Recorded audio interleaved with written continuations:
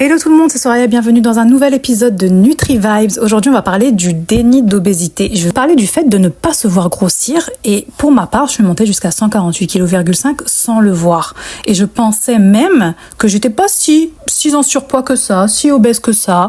Pour moi, j'étais juste, j'avais quelques formes et quelques rondeurs. Je vous ai fait une petite vidéo sur les réseaux par rapport à ça. Ici, on va un peu plus le développer. En fait, personnellement, j'ai connu ce moment où en fait tu te vois dans un miroir, mais en fait tu te regardes pas vraiment.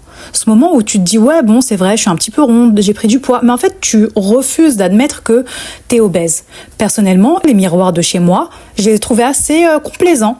Mais quand j'allais dans les miroirs, par exemple des magasins, je me disais oh j'ai pas la même vision.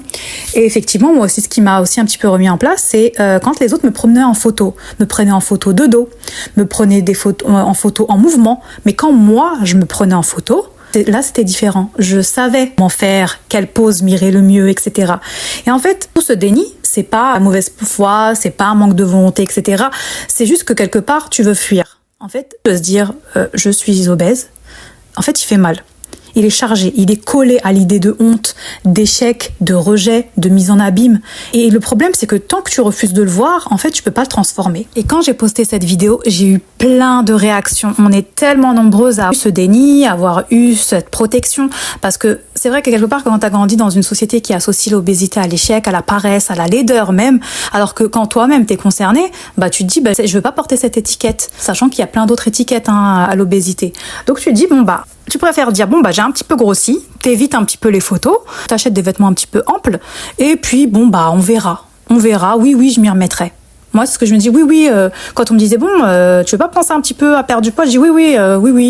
Le problème, c'est pas que tu refuses de l'admettre, c'est que, parce que tant que t'es dans le flou, en fait, tu restes dans des demi-solutions, dans le on verra, dont, je m'abonne peut-être à cette appli, allez, je fais 2 jours sans sucre, je m'achète ce legging. Mais en fait, ton cerveau, il est pas engagé.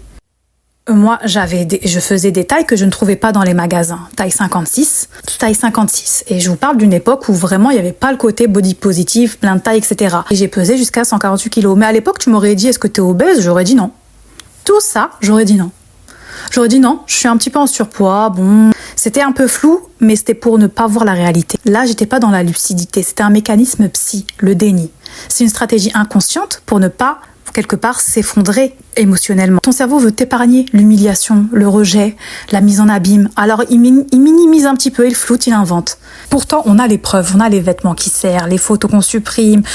Et en fait, on voit jamais le virage, on voit juste l'avant-après et la claque visuelle, elle est trop forte. C'est une photo de toi, une photo prise à ton insu, un anniversaire. Les étapes que j'ai appliquées pour sortir un petit peu de tout ce flou, c'est de me regarder, vraiment me regarder, sans haine, sans critique, mais avec objectivité, discernement. Moi, je me suis dit, oui, ok, je suis obèse, voilà. Mais je suis pas que ça.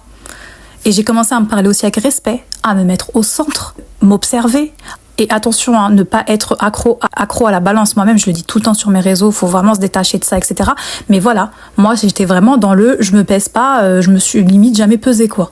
Voilà, donc là, j'ai commencé à un peu prendre mes mesures, m'observer. Je vous ferai un autre épisode sur mes déclics, tout ce qui m'a vraiment fait prendre conscience. Mais moi, par exemple, quand je me suis pesée, franchement, je m'étais pas pesée depuis des années. Et je suis montée sur la balance, je faisais 148,5 kg. Non mais regardez tous ces chiffres, carrément, il y a trop de chiffres. Là, on est sur combien de chiffres? Il y a des virgules. Enfin, moi, ça m'a mis une claque. Je me suis vraiment prise une gifle. Et en fait, moi, franchement, ça m'a fait énormément mal de voir 148,5 kg. Je me suis dit, mais qu'est-ce que j'ai fait? J'en suis arrivée à là. Qu'est-ce que je me suis fait? Et c'est vrai, il y a eu ce côté prise de conscience, mais ça a été mon point de départ. Et maintenant que je peux le nommer, je décide de le transformer. Le truc, c'est que ton cerveau, il peut pas régler un problème qu'il ne connaît pas. À partir du moment où moi, j'ai arrêté de faire semblant et que j'ai eu mes petits déclics, etc., moi, j'ai arrêté les plans sur 3 semaines. J'ai arrêté les challenges 3 jours sans sucre. J'ai commencé à chercher la racine. Déjà, pourquoi j'ai grossi? Pourquoi on en est arrivé là? Je me suis entretenue avec moi-même et je me suis dit, oh, Soso, comment ça se fait qu'on en est arrivé là? Donc tout ça, toute cette racine, etc., et d'engager un vrai processus. J'insiste sur le vrai processus parce que moi aussi, bien même si j'étais dans un certain déni, des fois j'essayais des challenges, des ceci, des cela, des oui, allez, pendant 4 jours tu manges pas de sucre, pendant 20 jours je fais tout ça clean. Mais non, là moi c'était un vrai processus, un travail mental, émotionnel, corporel, contextuel également. Et ça, c'est important à prendre en compte, surtout quand on a eu un déni d'obésité. Et il n'y a pas à avoir honte. Il y a vraiment aucune honte à avoir, hein. Moi, personnellement, j'ai pas du tout honte d'avoir été dans un déni, mais absolument pas. Parce que je sais que c'est aussi pour me protéger, que c'est une fuite, que c'est quelque part éviter cette mise en abîme, que quand t'as un surpoids, une obésité, avec des troubles alimentaires, une hyperphagie, etc., qui a déjà entre guillemets, un mécanisme profond déjà assez difficile, t'as pas envie de te rajouter, de te dire, ah mince, je dois me débarrasser de 150 kilos. Mais on a une responsabilité. La responsabilité, celle de pas fuir.